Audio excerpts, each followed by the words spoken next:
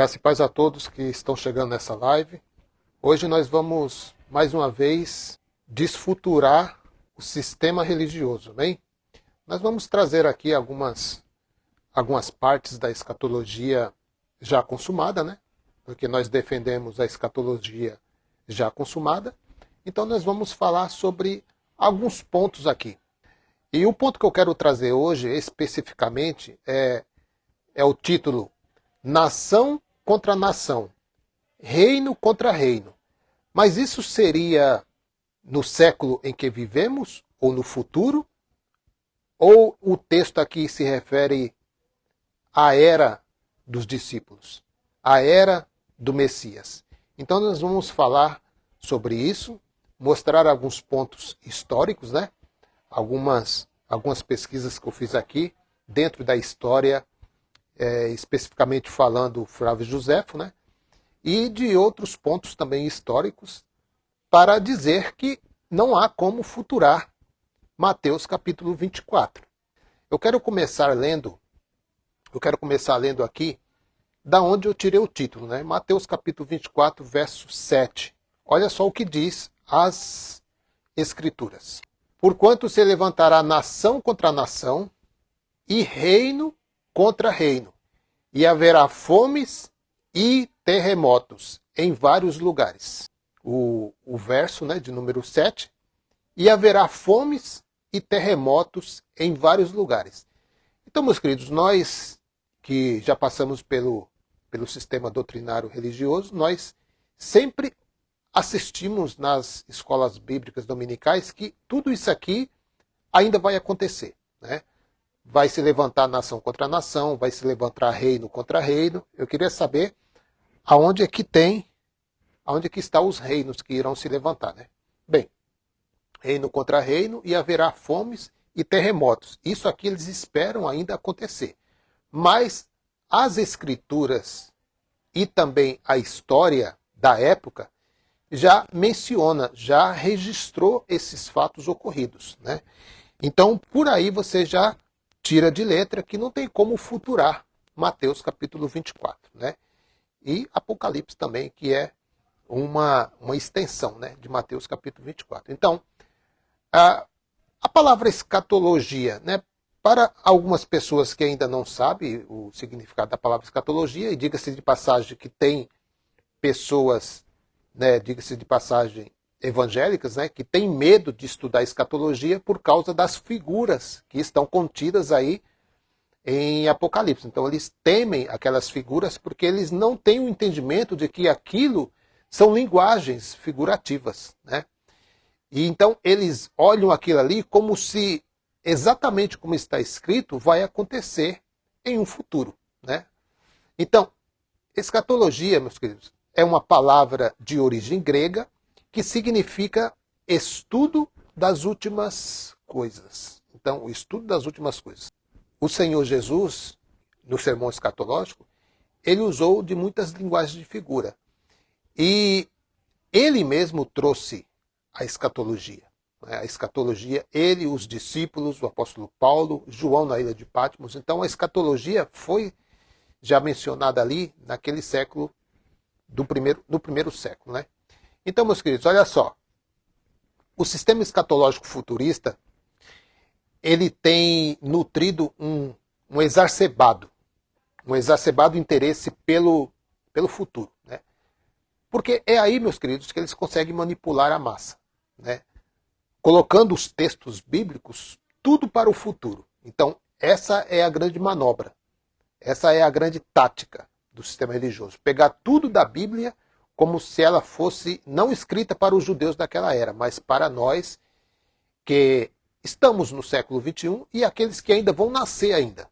Então, a Bíblia é para eles. E eles chegam até o ponto de, em consciência ou não, cultivarem, né? Eles cultivarem um apocalipsismo, né? Um apocalipsismo futurista, biblicamente injustificável. Injustificável.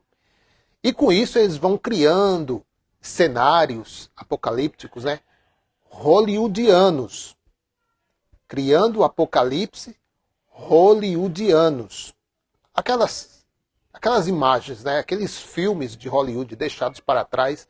Já falamos aqui, a grande fábrica de filmes, Hollywood, ganhou muito dinheiro com os filmes deixados para trás, o Inferno de Dante, e por aí vai, meu querido. Eles ganham muito dinheiro com isso. O sistema religioso também ganha muito dinheiro com isso, porque eles conseguem prender as pessoas dentro desse terror, dentro desse engano. Então, para as pessoas que não buscam examinar as Escrituras, são presas fáceis. Eu sempre questionava, mas por que está escrito isso? E por que isso? E por que aquilo? Então, eu nunca tive respostas das minhas perguntas dentro do sistema religioso, até porque eles defendem o sistema religioso futurista. Então, se você está dentro do sistema religioso e você for questionar o seu líder acerca de algo que você percebeu que não condiz para o tempo, com certeza, se ele for um futurista, ele vai manobrar você, ele vai tentar se esquivar, ele vai tentar dilubriar você, ele vai tentar dar voltas e não vai te dar resposta. Eu não tive respostas deles.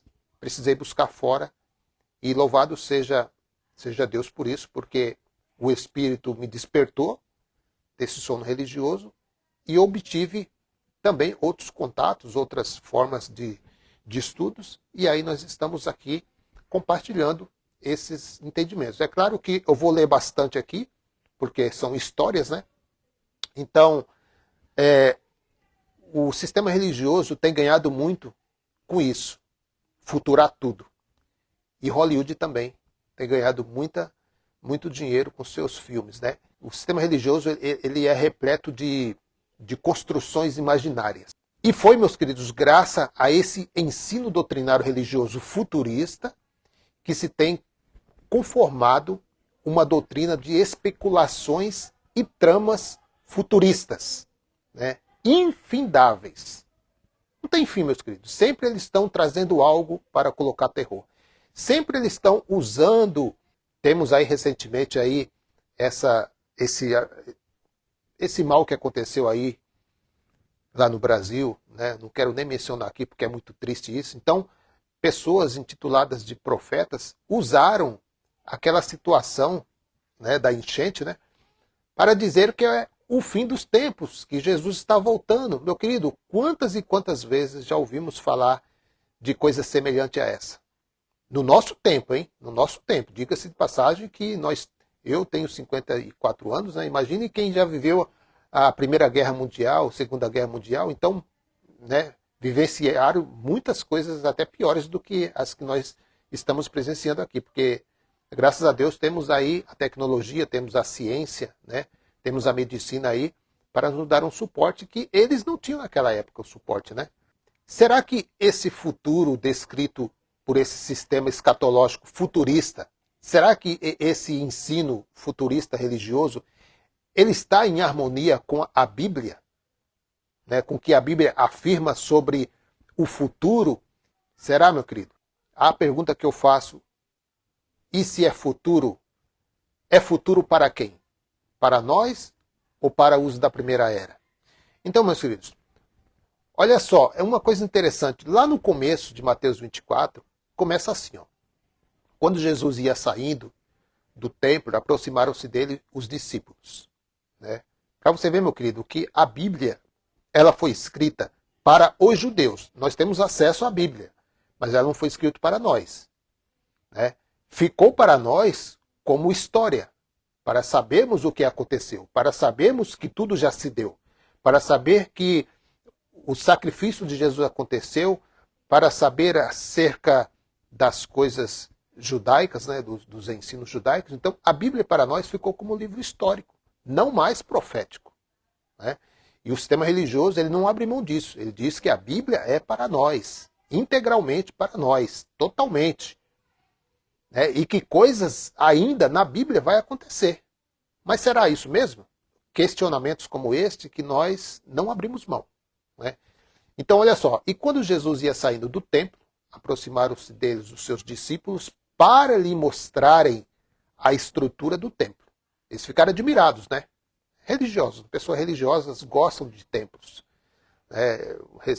Quando eu saí do sistema religioso, o líder me falou assim, ó, eu sou do tipo que venera o templo. Então, se você é do templo que venera o templo, então você é do templo dos judeus, né? Porque o último templo lá a ser venerado foi pelo sistema religioso da época de Jesus de Nazaré. O último templo que eles reverenciaram foi aquele templo lá de Herodes. Acabou. Não tem mais templos. Acabou. É em espírito e verdade agora. Aí se levantou esses templos por aí, dizem que é casa de Deus, mas não é casa de Deus. Deus não habita em templos feitos por mãos de homens, né? Isso aí nós já sabemos e é folha virada já. Então, olha só. Jesus, porém, lhe disse, não vedes tudo isto? Em verdade vos digo que não ficará aqui pedra sobre pedra que não seja derrubada. Mateus capítulo 24, verso 1 e 2. Então, aqui não é somente a destruição de uma construção. Quando você lê, você acha que aqui está dizendo sobre a destruição de uma construção. Não, não é somente sobre a destruição de uma construção, né, mas sim de o próprio arquetipo da presença de Deus entre eles, os judeus. Então, havia um grande peso ali. Quando Jesus ele disse que o templo iria cair, aquilo é uma grande ofensa para o sistema religioso daquela época. Você acha que foi fácil para eles ouvirem essas palavras? Você acha que foi fácil divulgar essa profecia da boca de um homem que eles não consideravam o Messias? Porque a liderança judaica daquela época, eles buscavam Jesus para matar. Eles não reconheceram. Eles não reconheceram Jesus de Nazaré como Messias. Eles procuravam Jesus para matá-lo. Para matá-lo. Então, eles eram inimigos do próprio Deus. Fazendo isso, eles se tornaram inimigos do próprio Deus. Então, meus queridos, você veja só, a massa religiosa da época, ouvindo um homem que se diz ser filho de Deus, já ficaram irados por aí, né? E ainda dizer que ele lançou uma profecia dizendo que o templo, que para eles era o ápice da coisa, dizendo que iria cair, que a cidade iria ser destruída. Você imagina, meu querido, como que não fica a mente de um religioso quando você fala essas coisas, né? E quando nós trazemos aqui também essa palavra, quando nós trazemos aqui esses pontos escatológicos, né, na linha preterista, que quer dizer passado, eles se incomodam. Porque eles tiram muitas riquezas desse ensino futurista. É o ponto-chave deles, é a base, é a estrutura para a manipulação. Eles manterem a sua mente focada em um ensino futurista, olhar para as escrituras e pegar toda ela como se fosse escrita para você e que daqui para frente ainda vai acontecer muita coisa. Então isso é uma grande farsa do sistema religioso e eles ganham muito dinheiro com isso. Então, meu querido, esses dois primeiros versos que eu li aqui dão o tom da passagem. Jesus saindo do templo de Herodes com seus discípulos, após denunciar um severo julgamento contra Israel, mediante uma série de ais. Uma série de ais dirigido aos fariseus e mestres da lei. Acusando eles, né? Acusando eles de serem cegos e endurecidos para a vontade de Deus e de serem, em última instância, inimigos de Deus. Então, a liderança daquela época, ela se tornou inimigos de Deus. Eles mataram os profetas. Eles foram responsáveis pelo sangue de inocentes. E, por último, matou o Messias. Mas tudo isso, meu querido, tudo isso foi uma narrativa do próprio Deus. Tudo isso, meu querido, aconteceu não pegando Deus de surpresa, porque Deus está no controle de todas as coisas. Tudo isso aconteceu, meu querido, justamente porque estava escrito que iria acontecer. Os judeus, eles não receberam visão. Eles tinham olhos, mas não podiam ver. Eles tinham os ouvidos, mas não podiam ouvir. Eles eram cegos e mudos. Cegos e mudos. Então, meus queridos, é isso que acontece com o sistema religioso de hoje. hoje, nos dias de hoje também, muitos estão nessa cegueira. Eles ouvem porque têm ouvidos, mas não ouvem com entendimento. E eles enxergam aquilo somente que a tradição mostra para eles. Eles não enxergam o que as escrituras dizem, eles enxergam o que a tradição diz. E aí está o grande equívoco. Neste ponto aí que nós lemos aí, vale adiantar que o templo de Herodes foi destruído pelos romanos no ano 70, né? E, meus queridos, uma coisa interessante que eu sempre tenho falado nas lives, dentro da escatologia, é impossível acontecer a escatologia sem haver o templo. Porque o templo é a estrutura da escatologia.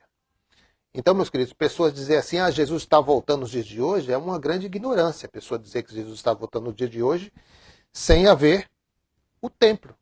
Né? Sem haver o templo. Então, é uma grande falta de sabedoria. Né? Então, Mateus capítulo 24, verso 3, diz assim, ó. Aí começa, né? Já lemos aí sobre a queda do templo, foi mencionada aí pelo próprio Messias, a queda do templo, não ficaria pedra sobre pedras. E no decorrer aí do capítulo 24, no verso 3 agora, diz assim, ó. E estando ele sentado no Monte das Oliveiras, chegaram-se a eles os seus discípulos em particular. Eu já foquei bastante essa palavra particular. O que é, meu querido, em particular? Quando você está com uma ou duas pessoas, você está publicamente ou você está em particular? Bom, se você está, como eu estou aqui, em uma rede social, eu não estou em particular com os irmãos, porque qualquer um pode ver essa live, né? Então, eu não estou em particular, eu estou em público, né? Até porque o meu status aqui está em público aqui, né?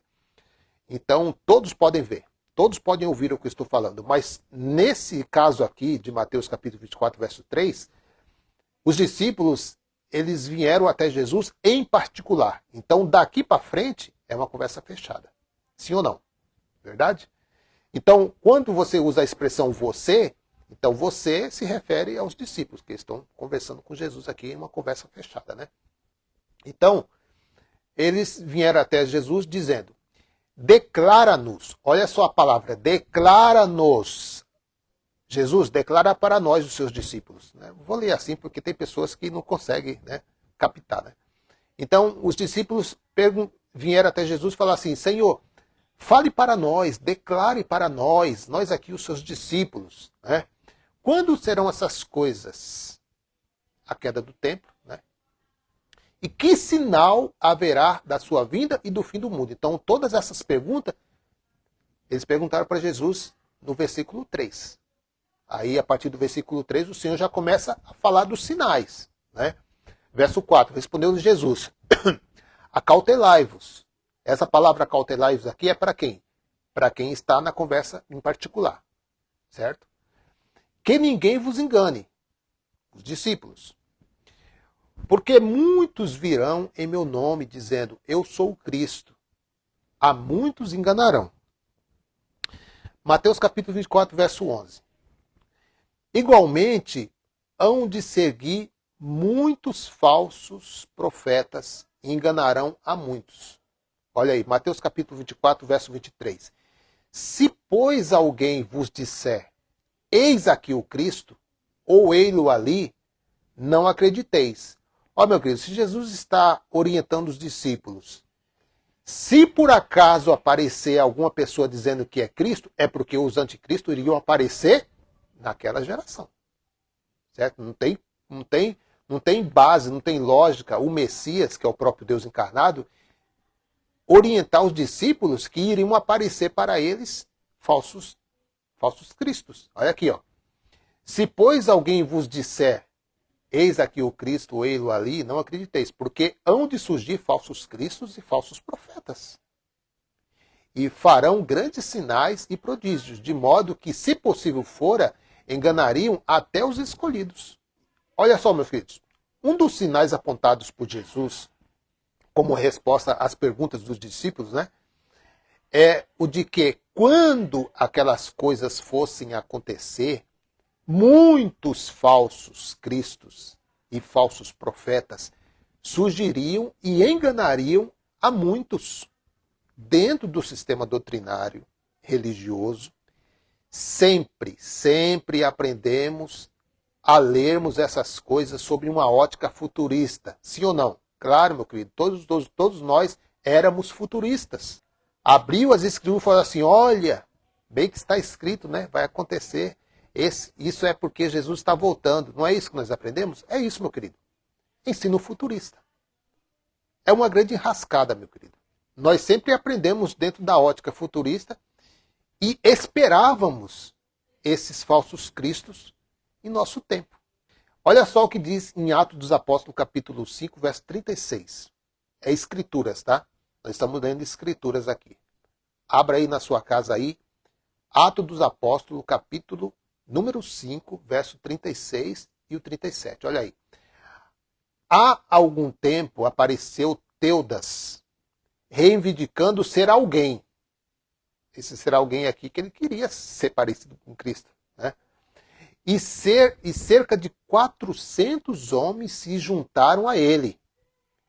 Ele foi morto, todos os seus seguidores se dispersaram e acabaram em nada. Verso 37. Depois dele, nos dias do recenseamento, apareceu Judas, o Galileu, que liderou um grupo em rebelião. Ele também foi morto e todos os seus seguidores foram dispersos. Por quê? Querendo se passar por Cristo. E as pessoas, por não ter conhecimento, desinformado, seguiam essas pessoas. Assim como hoje, meu querido, pessoas seguindo homens. Homens que se dizem pastores, mestres, apóstolos do século XXI, bispos, anciões, seguem homens. O Evangelho não nos ensina a seguir homens. O Evangelho nos ensina a seguir o Evangelho, a Cristo. Olha só, meu querido, Atos dos Apóstolos 5, 36 e 37. Olha, nós lemos aí, né? Se falsos cristos já existem em nosso tempo, como poderíamos diferenciá-los dos falsos cristos futuros, supondo que lêssemos Mateus capítulo 24 de modo futurista, né? Contudo, observe, meus queridos, falsos cristos começaram a surgir no primeiro século. Nós lemos aí, né? Já no primeiro século começaram a aparecer os primeiros anticristos, né? Como nós lemos lá em Atos, capítulo 5, verso 36 e 37. Quem está chegando aí, você pode abrir na sua casa. 1 João 4,3. E todo espírito que não confessa que Jesus Cristo veio em carne, não é de Deus, mas este é o espírito do anticristo, do qual já ouvistes que há de vir, e eis que já agora está no mundo. Olha aí, meu querido, já está no mundo. Qual o mundo? O mundo Aion, daquela era. E eles estão esperando outros anticristos. Eu já falei algumas vezes aqui, e isso pode soar pesado para alguém que ainda está dentro do sistema religioso. Eu me vejo, quando eu leio as escrituras, eu vejo o sistema religioso atual como o anticristo. O que é um anticristo? Anticristo são pessoas inimigas de Cristo, são pessoas que negam a causa de Cristo, são pessoas que dizem não ao sacrifício de Cristo, que pisam o sangue da aliança. Então eu vejo, meu querido, infelizmente eu vejo, e isso eu quero até abrir um parênteses aqui, que não são todos os líderes que fazem porque querem fazer, mas fazem porque são também vítimas do sistema religioso. Muitos, meu querido, assim como nós que estivemos lá, eu quase 25 anos, estivemos lá dentro, meu querido, né? Defendendo esse sistema religioso, defendendo essa tese, essa ótica futurista. Nós defendíamos com unhas e dentes. E ai daquele que se levantasse contra o ungido, nosso amigo pastor, né? Ai daquele que se levantasse contra esse homem aí. Defendíamos com unhas e dentes. Por quê? Porque havia uma cegueira em nossos olhos, havia uma grande venda em nossos olhos, não conseguíamos enxergar a verdade. A realidade é essa, meu querido. Muitas pessoas se ofendem, mas o sistema religioso atual envergonha o Evangelho. Envergonha. Eles não têm verdade, não. Não têm verdade. Eles nos chamam de herege, mas eles envergonham o Evangelho. Olha só, Atos dos Apóstolos, capítulo 20, verso 29. Sei que Depois da minha partida, olha, o apóstolo Paulo já está orientando o povo aqui. Ó. O apóstolo Paulo já está orientando o povo aqui. Ó. Eu sei que depois da minha partida, lobos ferozes penetrarão no meio de vocês e não pouparão o rebanho. Né? E dentre vocês mesmo, verso 30, dentre vocês mesmos se levantarão homens que torcerão a verdade. Dentro de vocês quem, meu querido? O apóstolo Paulo está se referindo a quem aqui? Se você olhar o contexto aqui, você vai ver que são os ouvintes daquela era. Não tem nada a ver com pessoas que ainda nem havia nascido ainda. Né? Então aqui temos que respeitar as escrituras. Temos que respeitar aqui. Dentro de vocês mesmos, quem? Vocês mesmos? Os judeus daquela época lá. Se levantarão homens que torcerão a verdade a fim de atrair discípulos. Quem que tinha discípulos naquela época? Não é o Cristo? Não é o Cristo que tinha discípulos? É o Cristo. Né? Então eles queriam também ser um Cristo.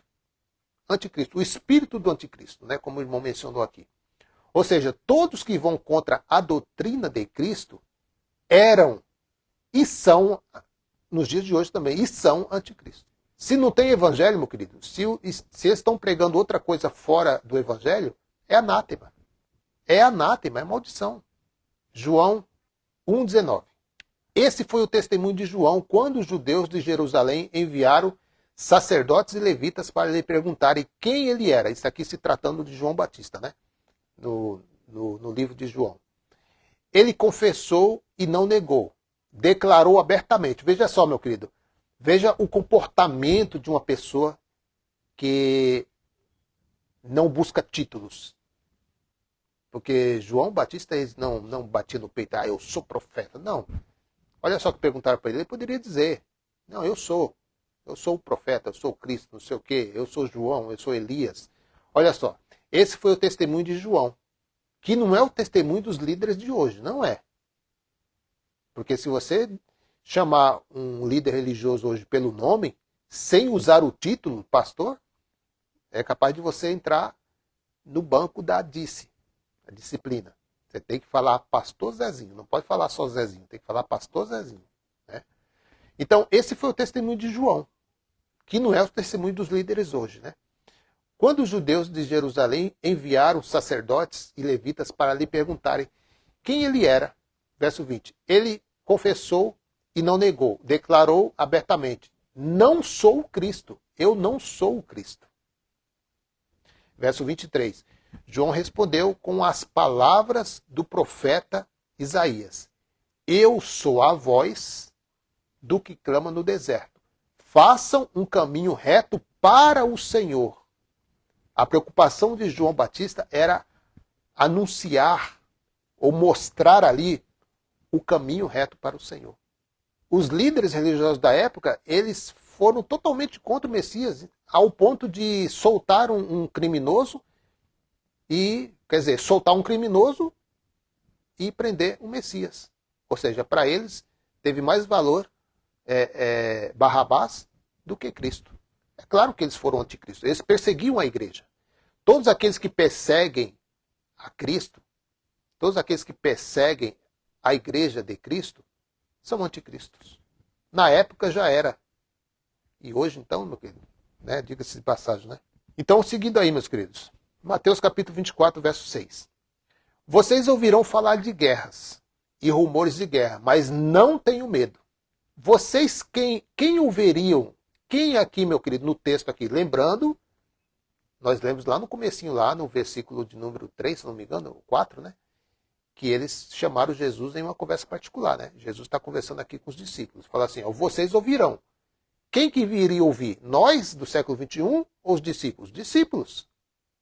Os discípulos ouvirão falar de guerras e rumores de guerra, mas não tenham medo. Viu, meus discípulos? Não tenham medo. Vocês vão ouvir isso, mas fica tranquilo. Né? É necessário que tais coisas aconteçam. O Messias está dizendo aqui para os discípulos. É necessário que essas coisas aconteçam nessa geração. Né? Mas ainda não é o fim. Verso 7. Nação se levantará contra nação, e reino contra reino. Haverá fomes e terremotos em vários lugares. O sistema religioso diz que os terremotos que acontecem hoje, um aqui, outro ali, é para que se cumpra as profecias. Não, não, não, não, não, não. Aconteceu naquela época. E nós temos aqui pontos históricos para mostrar. Essas palavras também são daquelas que empregamos na leitura futurista e pessimista, né? Afinal, estamos vivendo guerras e rumores de guerra, e nação está se levantando contra a nação. Ó, meus queridos, nós sempre, desde os nossos antepassados, sempre foi ouvido falar de guerras e de rumores de guerra. Sempre. Sempre, sempre, sempre. Lembrando, meus queridos, que uma coisa interessante aqui, que nós lemos lá sobre o anticristo, né? 1 de João 2,8. Filhinhos, esta é a última hora. João está falando em sua carta para os ouvintes daquela geração. Filhinhos, essa era a expressão que João usava com seus leitores, né? Filhinhos, esta é a última hora. E conforme ouvistes que o anticristo virá, quem que tinha ouvido isso? Os irmãos daquela era, né? Já naquela era. Mesmo agora existem muitos anticristos, por onde conhecemos que é a última hora. Então eles já estavam reconhecendo, pela presença do espírito do anticristo, né, dos anticristos ali, eles perceberam que por isso está acontecendo, eles já diziam, conhecemos então que é a última hora. Aí no verso 19 ele diz assim, ó, saíram dentre nós. Da onde saiu os anticristos? Da onde saíram os anticristos? Do meio deles. Do meio deles ali. Que ouviram a pregação, que ouviram o Messias. Deles lá, dos judeus, saíram os anticristos. Olha aí. Saíram dentro de nós, mas não eram dos nossos, porque se fosse dos nossos, teriam permanecido conosco. Mas isto é para que se manifestasse. Isso precisava acontecer naquela era. Precisava acontecer naquela era. Porque, meu querido, como eu falei aqui no começo, Deus ele não é pego de surpresa. Muitas pessoas dizem assim, e agora? Deus foi pego de surpresa. Não, Deus não é pego de surpresa, meu querido. Deus ele não é pego de surpresa. Mas isto é para que se manifestassem que não são todos de nós. Olha aqui, meu querido, verso 22. Olha só o anticristo. O que é o anticristo aqui? O irmão colocou lá, vou repetir aqui. Quem é mentiroso, senão aquele que nega que Jesus é o Cristo? Este é o anticristo, que nega o Pai e o Filho. Olha, meu querido, em 70 DC, antes de o exército romano destruir o templo, olha só, entrou no lugar santo com as insígnias de César, que era considerado uma divindade. Os irmãos sabem que César, assim como todos os governadores daquela época, né, eles gostavam de receber adoração. Isso eles tinham. Os romanos eles queriam serem adorados. Todos eles. Todos aqueles que faziam parte ali do governo romano, eles gostavam de receber a adoração das pessoas. Não importava de qual religião você era livre para ter a sua religião. Qualquer religião que você confessasse na época, você poderia. Você era livre. Só que você tinha que, mesmo você tendo a sua religião, você tinha que adorar a César. Né? Então ele buscava essa adoração. Né? E era considerado uma divindade. César era considerado uma divindade naquela época. Né? E acender um incenso ao imperador. Olha aí. Um ato pagão de adoração dentro do templo dos judeus. Isto não é nada menos do que um anticristo. Né? Então, alguém se coloca no lugar de Cristo, ocupando o lugar de Deus. Ou seja, eles queriam que as pessoas o vissem como Deus. Né? Um Deus maior do que o Deus dos judeus. Então, aí entra, meus queridos, a questão das guerras e rumores de guerra. Que nós lemos aí Mateus capítulo 24, versos 6 ao 7. E ouvireis de guerras e rumores de guerras. Olhai, não vos assusteis, porque é mister.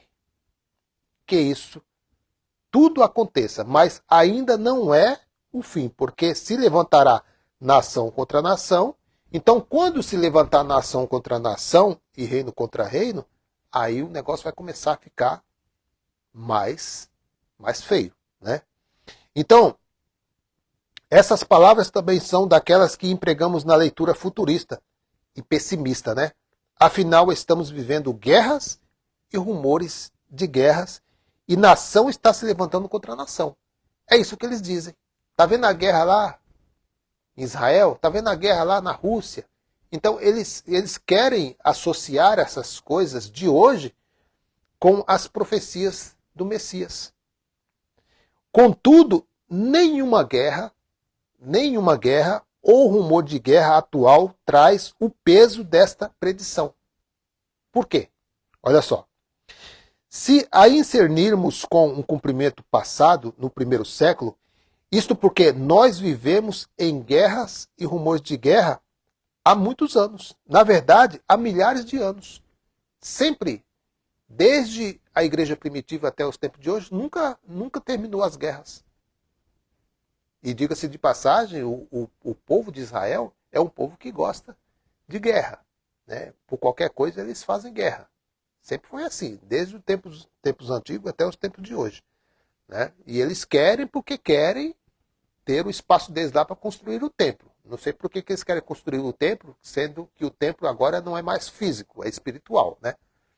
Então, mas eles querem construir, né? Então, de fato, os historiadores mostram que no primeiro século, os irmãos já ouviram falar no Pax Romano, né, proporcionou um período singular de bonança, de paz. Isso é histórico, né? Então, o Império Romano, à medida que conquistava outros povos, permitia que eles continuassem exercendo sua religião, né? Desde que reverenciasse a César em primeiro lugar. Então, você que tinha aí um segmento, você que tinha aí uma religião, o Estado romano, né, suas tropas conquistavam as cidades e deixavam você livre para seguir as suas filosofias, as suas religiões, só que tinha que prestar adoração a César. Pérola da Graça, os religiosos atribuem todo tipo de doença, guerras, catástrofes naturais e tragédias com a volta de Cristo, que já aconteceu. É isso, meu querido, é isso aí mesmo. Uma vez que as religiões já eram politeístas, em sua maioria, para eles isso não era problema nenhum. Então para eles não era problema não. Um Deus a mais, um Deus a menos, não vai fazer diferença não. Tendo paz, né? Então, guerras e revoltas eram acontecimentos do passado e possibilitou uma era de paz e bonança sem igual. Então foi justamente nessa época aqui, meus queridos, foi justamente nessa época em que Jesus disse serem guerras e rumores de guerras. Um dos sinais da volta, de sua volta, e do fim dos tempos, do fim do mundo Aion, né? Que a Pax Romana imperava e dentro da qual a eclosão de guerras e revoltas seria uma quebra de paradigmas considerando o contexto histórico. Tudo isso você busca na história, são pesquisas. Mas as pessoas não querem pesquisar, as pessoas elas se firmam mais nas filosofias de homens, nas falácias dos líderes religiosos. A grande tradição religiosa impera, né, sobre o povo. Infelizmente, meu querido, as pessoas não querem largar a tradição, né? Nós ficamos com o que está escrito, né? Ficamos com as escrituras, e tudo já foi consumado, né?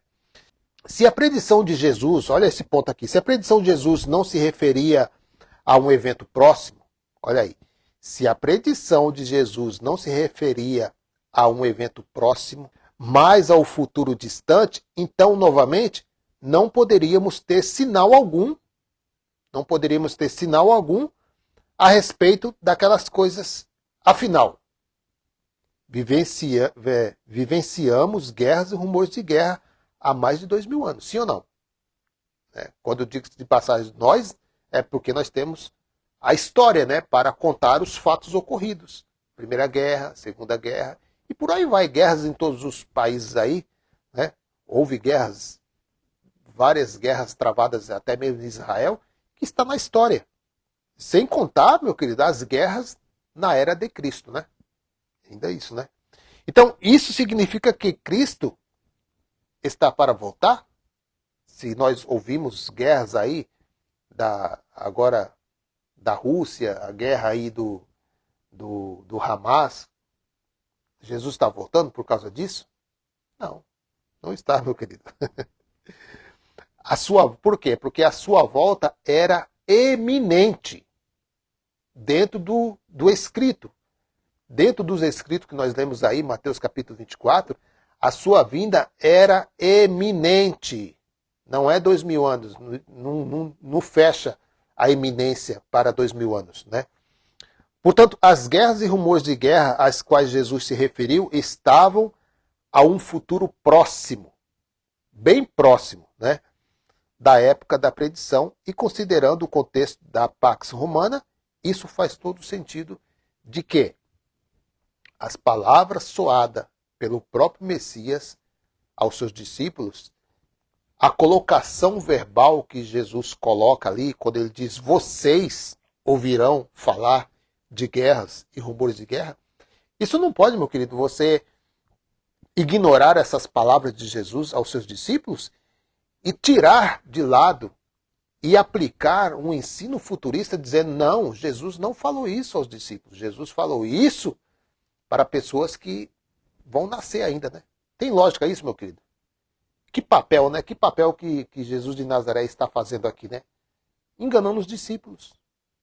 Se Jesus está falando em uma conversa fechada, olha, meus discípulos, vocês sabem que vocês ouvirão falar de guerras e rumores de guerra. Olha, tome cuidado, meus discípulos, para que ninguém vos engane, porque aparecerão falsos cristos. Olha, meus discípulos, vocês não terminarão de percorrer toda a cidade de Jerusalém sem que venha o Filho do Homem. Que é isso, meu querido? Jesus agora está dando uma de falso mestre? De falso profeta? Claro que não. Por quê? Porque nós respeitamos as Escrituras. O sistema religioso, não. O sistema religioso, eles descaradamente, eles chamam não somente os Escritos, como a própria palavra do Messias, de uma palavra sem verdade. Para não dizer outro nome, né? Raimundo Nonato. Se Cristo vai voltar, o discípulo João está bem velhinho mesmo. Eu não sei que garrafada é essa que ele tomou, Raimundo. Deve ter tomado uma garrafada braba lá na ilha de Patmos, né? Para ficar esse tempo todo vivo, né? Então, o que aconteceu lá, então? O que aconteceu? No século I, que caracterizou a eclosão de guerras e rumores de guerras, na época de 60 a.C., olha, voltando um pouquinho, né, antes do ano 70, a guerra judaica irrompeu no cenário tranquilo da história. Roma marchou com vitória através de Israel e destruiu por último Jerusalém e seu santo templo. Apesar de a revolta judaica ter se iniciado em 66 DC, a guerra de fato teve início na primavera de 67, quando Nero... Tudo isso aqui é história, meu querido, né? Qualquer um pode pesquisar aí no Google, é história, né? Quando Nero formalmente comissionou Vespasiano e lhe outorgou 4 legiões para sufocar a revolta. Nessa guerra, a Síria, olha, nessa guerra, a Síria, a Arábia, o Egito e outras nações se alinharam contra Israel. Isso aqui, meu querido, eles querem trazer para o dia de hoje, quando os Estados Unidos, olha só, meu querido, os Estados Unidos deu suporte para eles. Ele falou, tá vendo bem que estava escrito que outras nações se ajuntariam a Israel e muitas outras vão contra o Israel. Aí coloca o Oriente Médio, coloca outras nações aí, que eu não acompanho muito esse negócio de política, né? De politicagem, né? Mas olha só, nessa guerra, a Síria, a Arábia, o Egito e outras nações se alinharam contra Israel. Que foi o que aconteceu aqui, né? Agora, recentemente, né? Muitos, né, iam contra, né? Porque não acharam de certo a atitude, né? Não estou aqui para dizer quem é certo e quem é errado, né? Nós estamos observando os fatos, né? Então, meu querido, não só Roma mobilizou sua poderosa máquina, porque Roma era uma poderosa máquina, meu querido. Uma máquina de destruição. Vocês não têm noção do armamento de Roma. Por isso que o apóstolo João, ele menciona escorpiões, estava se referindo a aquelas máquinas de lançar as pedras, que ele não sabia, não entendia, ele não sabia como expressar, então usou uma linguagem de figura, né? Escorpiões. Ele precisou usar uma linguagem de figura, porque essa carta estava orientando as 7 igrejas da Ásia Menor. Então ele tinha que usar uma linguagem figurativa para que essa carta pudesse sair de Roma, né? Dos soldados romanos, quando lia a carta assim, falou, esse aqui João está, ó, tá ficando bem passado, já está vendo coisa, está vendo bicho aqui de 10 cabeças, 7 chifres, não sei. Se Jesus ainda não veio, os discípulos devem estar percorrendo a cidade de Jerusalém. Pois é, deve estar por aí. Deve estar por aí. Não só Roma mobilizou sua poderosa máquina de guerra para dar fim à revolta da Judéia, além de empregar várias nações subserventes nessa carnificina. Houve uma grande carnificina, né? Eles estão esperando uma tribulação maior ainda, né? No próprio Império Romano, irrompeu uma guerra civil no mesmo período. Guerras, rumores de guerras, né? Então havia guerra para tudo que é lado ali naquela época. Em 68 DC, Nero cometeu suicídio, enquanto Roma sucumbia às agitações sociais e aos conflitos militares. Revoltas ocorriam na Britânia, Germânia e Gália. Roma temia que os partos do Oriente se mobilizassem por causa da desordem do império nesse momento. Enquanto outras nações se levantavam contra outras nações, Roma se desmancha, né? E essas guerras e rumores de guerra são verdadeiros sinais para a geração daquele século. Agora, meu querido, um ponto aqui que eles esperam acontecer ainda, que sempre está acontecendo aí, como houve aí a peste da malária, teve a gripe do frango, a doença da vaca lá, não sei o quê, e por último agora teve a Covid, eles associam tudo isso com esse ponto aqui, ó. Mateus capítulo 24, verso 7. E haverá fomes e pestes e terremotos em vários lugares. Fomes, pestes e terremotos. Então, isso aqui para eles, para os futuristas, é um sinal da vinda de Jesus. Então essas coisas para eles não aconteceram ainda. Eles esperam ainda acontecer. Não, essas coisas não aconteceram não. Aconteceu um terremoto aqui, outro ali, tal, mas não é com a mesma frequência que está escrito. Mas será que não?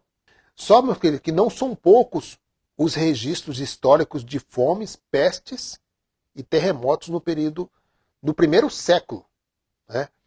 O próprio livro de Atos dos Apóstolos testemunha isso. Lá em Atos dos Apóstolos, capítulo 11, verso 28, diz assim, ó. E levantando-se um deles de nome Ágabo, dava a entender pelo Espírito que haveria uma grande fome por todo o mundo. Qual o mundo? O mundo de hoje? Não, o mundo habitado daquela época. Certo? O qual ocorreu no tempo de Cláudio. Não é no tempo do Trump. Não é no tempo do presidente Lula. Não.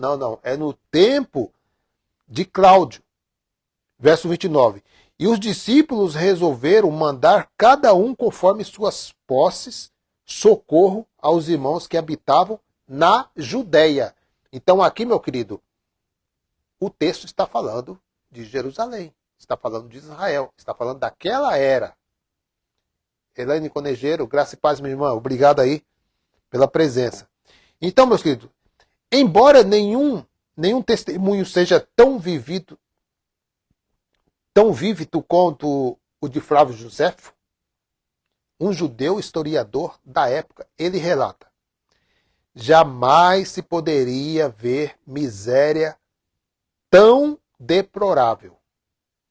Esse é o relato de Flávio José, o historiador daquela época, que conviveu com aquele povo daquela época, né?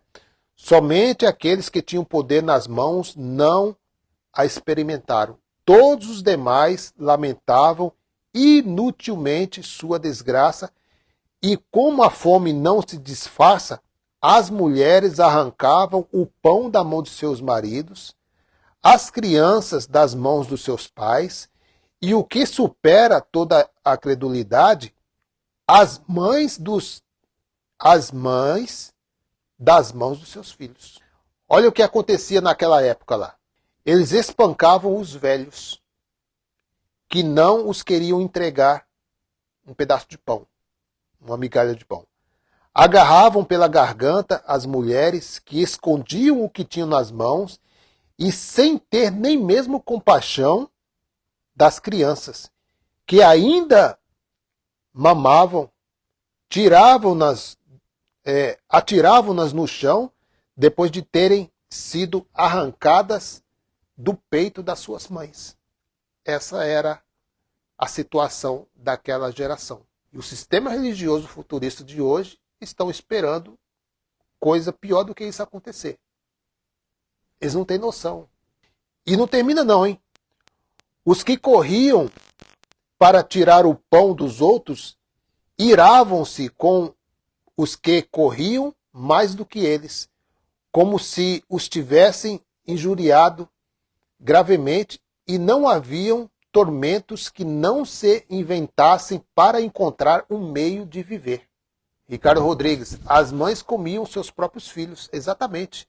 Olha só o que eles faziam para adquirir alimento. A fome era tremenda naquele momento lá, viu? Tremenda. Houve fomes, houve tremores de terra, houve pestes na primeira era. Olha aqui, ó. Penduravam os homens pelas partes mais sensíveis, fincavam-lhes na carne pedaços de pau pontiagudos e os faziam sofrer outros indizíveis tormentos, para fazê-los declarar onde tinham escondido um pão ou um punhado de farinha. Essa era a situação do povo judeu daquela época. E os futuristas conseguem achar brecha para mentir tudo isso aqui, dizendo que ainda vai acontecer uma tribulação maior do que essa. O próprio Jesus disse: não haverá, nunca houve e nunca haverá uma tribulação igual a esta. Esta que eles passaram aqui. Ó. Olha, esses carrascos achavam que em tal conjuntura podia-se, sem crueldade, praticar tão horríveis ações, e eles ajuntaram, por esse meio, o necessário para viver 6 dias.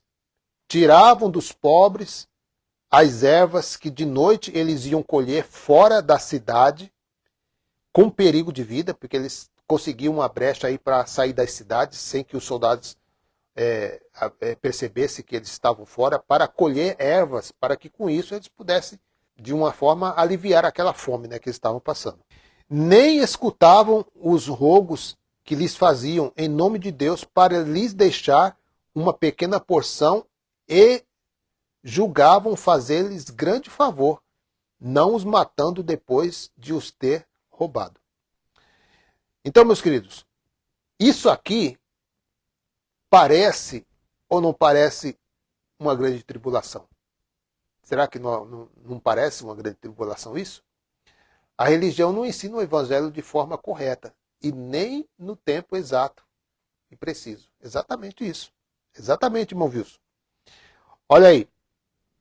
Mas e quanto aos terremotos? Agora chegou no ponto dos terremotos. Eles dizem que, historicamente, não existiu terremotos como diz nas Escrituras, né? Como diz aí o relato de Mateus capítulo 24. E eles esperam aí, aconteceu um terremoto aí no Japão, aconteceu um terremoto aí lá no Brasil, lá em alguma parte lá, não me lembro agora. Aí fala, olha, bem que está escrito que ocorreriam terremotos em alguns pontos do mundo. Tudo, sabe, É uma mente bem pequena, né? Olha aí. Não seria esses terremotos também um sinal do fim dos tempos? Claro. Foi um dos sinais que o Messias falou para os discípulos em uma conversa particular, que eles iriam ver essas coisas acontecer também. Então, veja o que escreveu Sêneca, né, que foi um escritor, né, foi um sábio, né, um sábio romano, um intelectual romano do século I, de 4 a.C. a 65 depois de Cristo. Olha só o que diz Sêneca. Quantas vezes cidades na Ásia, quantas vezes na Acaia foram postas abaixo por um único terremoto? Olha, quando ele diz quantas, é porque foram muitas, né? Não é uma só cidade, foi muitas. Olha, quantas vezes cidades, está no plural, né? Cidades, várias cidades na Ásia, na Acaia, foram postas abaixo por um único terremoto.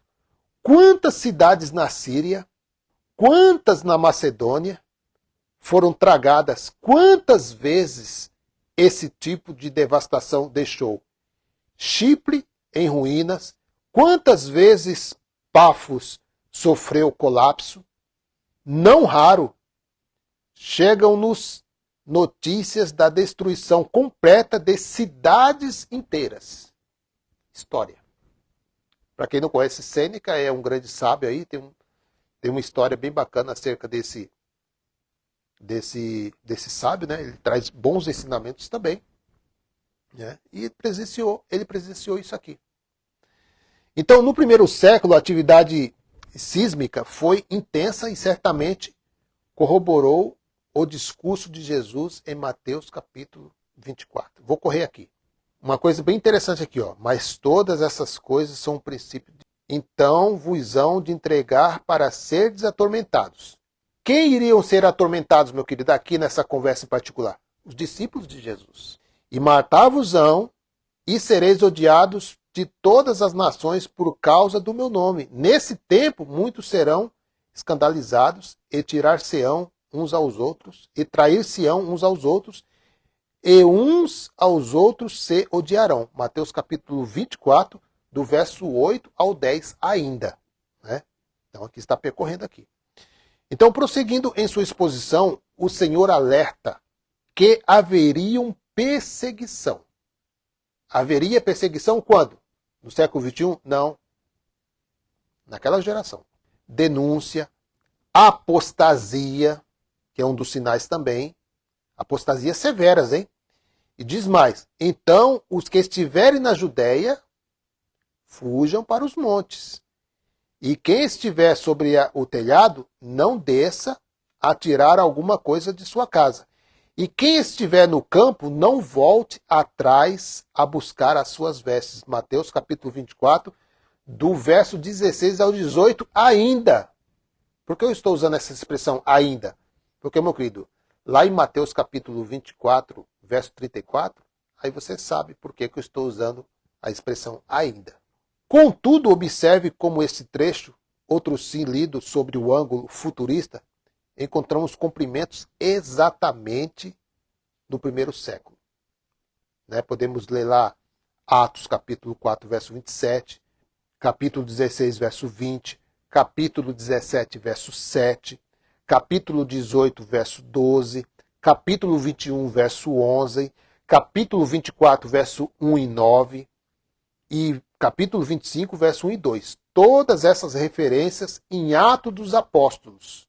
Atos dos Apóstolos, tem na sua Bíblia aí. Mostram a intensa perseguição que sobreviria aos discípulos de Jesus. Exatamente conforme o Senhor anunciara. Interessante, irmão Wilson.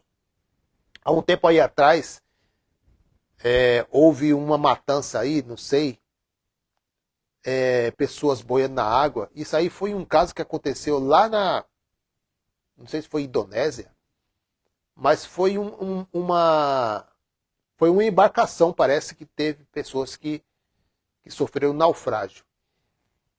Olha, os religiosos tiveram a capacidade, não, incapacidade, né? Que eles são incapacitados de falar a verdade. Eles não têm capacidade de falar a verdade. Falaram que tudo aquilo lá era missionário. Tá vendo? Perseguição, ó. Bem que está escrito. Olha, meu querido, é uma grande injustiça, né, que o sistema religioso faz com os membros, né? Coloca terror nas pessoas. Tá vendo, irmão? Olha, por isso que, ó, tem que aceitar Jesus. Olha, por isso que tem que frequentar tem que vir na casa do papai. Então, eles pegam, meu querido, essa situação para colocar terror nas pessoas, para prender as pessoas lá dentro. Porque é a única forma deles estar lá dentro. Medo do inferno, medo de perseguição, medo da fome que eles dizem que vai acontecer ainda, medo dos terremotos que eles dizem que vai acontecer piores do que naquela época. E por aí vai, meu querido. As pessoas facilmente são enganadas. Então, todas essas referências em Atos que eu coloquei aqui, está falando da perseguição dos discípulos. Eles iriam passar por essa perseguição.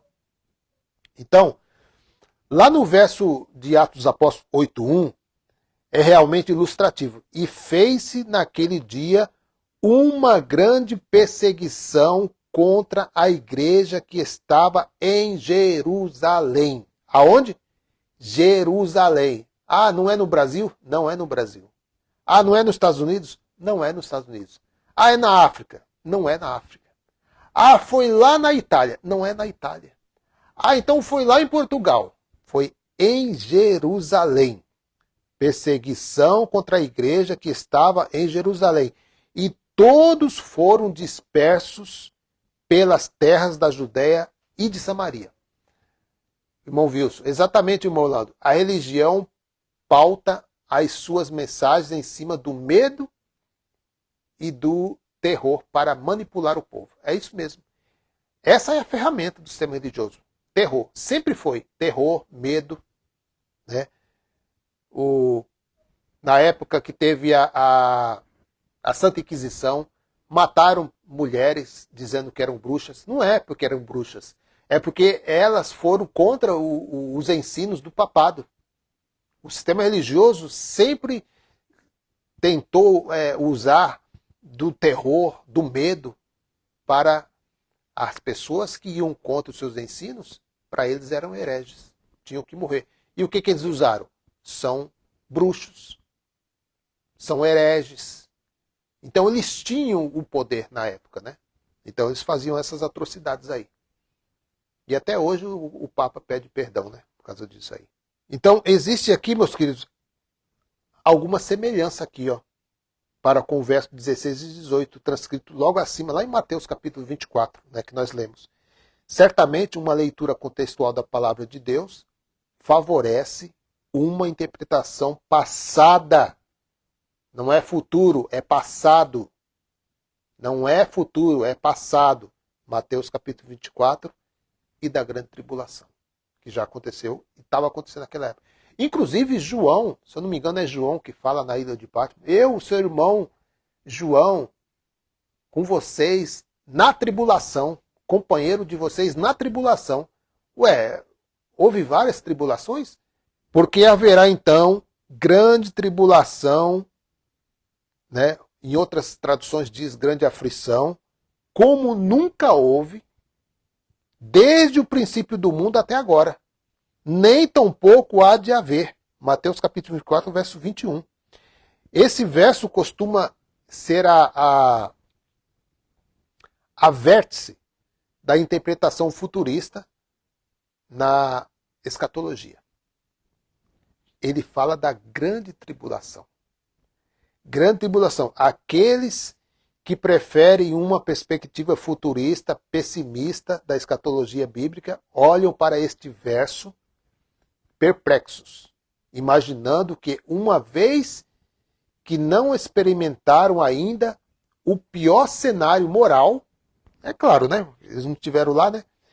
Espiritual e político de suas vidas estão. Então, este cenário ainda está por vir. Mas nós levantamos aqui questões. Levantamos muitas questões aqui para dizer que não pode haver outra tribulação além daquelas que eles passaram.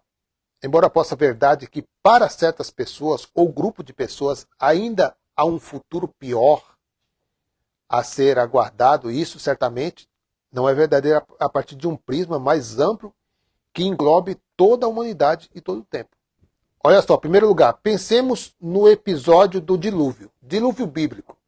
Olha aí, o dilúvio bíblico de toda a humanidade, em toda a terra. Apenas uma família sobreviveu ao caos e à destruição das águas, terremotos e tsunamis que assolaram a humanidade, né, em poucos dias. Todos os seres humanos, à exceção de uma pequena família, né, pereceram debaixo de uma experiência aterrorizante. Todos. Não seria este episódio aqui, meu querido, o dilúvio, não seria esse episódio aqui uma tribulação infinitamente pior do que descrita em Mateus capítulo 24? Se você olhar para o ângulo de quantidade de pessoas mortas, porque aqui só sobreviveu uma família, né? Então todos morreram. Então, pela lógica humana, né? É claro que o dilúvio foi bem superior à tribulação que Jesus mencionou lá em Mateus 24. Mas só que Jesus ele está usando aqui uma linguagem. Então não seria esse episódio uma tribulação infinitamente pior do que descrito em Mateus capítulo 24? Se você observar aqui atentamente a descrição da grande tribulação em Mateus capítulo 24 e da calamidade do dilúvio, você verá que o dilúvio foi de fato incomparavelmente pior do que a tribulação de Mateus 24. Mas por quê? A questão é, por que então Jesus disse que a tribulação que haveria de vir seria a pior desde o princípio, incluindo o dilúvio, né? Incluindo o dilúvio, do princípio do mundo, não houve somente aquela tribulação, né? O dilúvio. Também houve também na saída do Egito, vocês lembram lá? Então o Senhor aqui ele estava empregando uma figura de linguagem, a hipérbole, né? Uma hipérbole, para destacar a força que estava dizendo. Mas esta declaração hiperbólica não deve ser interpretada literalmente. Veja o que Deus diz lá em Êxodo, capítulo 11, verso 5 e 6. E todo primogênito da terra do Egito morrerá, desde o primogênito de Faraó, que haveria de assentar-se sobre o seu trono, até o primogênito da serva, que está detrás da mó. E todo o primogênito dos animais, e haverá grande clamor em toda a terra do Egito, como nunca houve semelhante e nunca haverá. Então aqui já é um ponto também que poderia dizer que Jesus, ao mencionar aqui a grande tribulação, que não haveria outra, então aqui já houve outra, né? Porque aqui houve uma semelhante e nunca haverá. Êxodo capítulo 11, verso 5 ao 6. Temos aqui duas referências duas referências bíblicas de momentos distintos na história, afirmando ser concomitantemente uma calamidade na cronologia da humanidade. Isso sem contar o dilúvio. Mas se a Bíblia não se contradiz, então fica bem claro aqui, bem esclarecido, que estas declarações são ferramentas retóricas, figuras de linguagem. Deste modo, a grande tribulação de Mateus 24 não precisa ser e não é um acontecimento futuro. Ok? Então, na verdade, ela era um acontecimento futuro em relação ao momento do discurso do capítulo 24, mas foi um acontecimento passado em relação a nós, hoje, do século 21. Meu querido, nós falamos aqui sobre pestes, sobre fome, sobre a grande tribulação. Nação contra nação, reino contra reino, que aconteceu no século I. Já no primeiro século, a perseguição da igreja, a apostasia intensa, as guerras, rumores de guerra, as agitações políticas, as fomes, os terremotos, tudo isso acontecendo já caracterizava por si uma grande tribulação. Então, meus queridos, fico por aqui, seu irmão em Cristo Orlando, graça e paz a todos. Falamos aqui nessa live sobre guerras, rumores de guerra, nação contra nação, reino contra reino, fome, pestes. Tudo isso com relatos bíblicos e relatos históricos, dizendo que não é futuro para nós, que foi futuro para os irmãos daquela era, daquela geração. Graça e paz a todos vocês aí.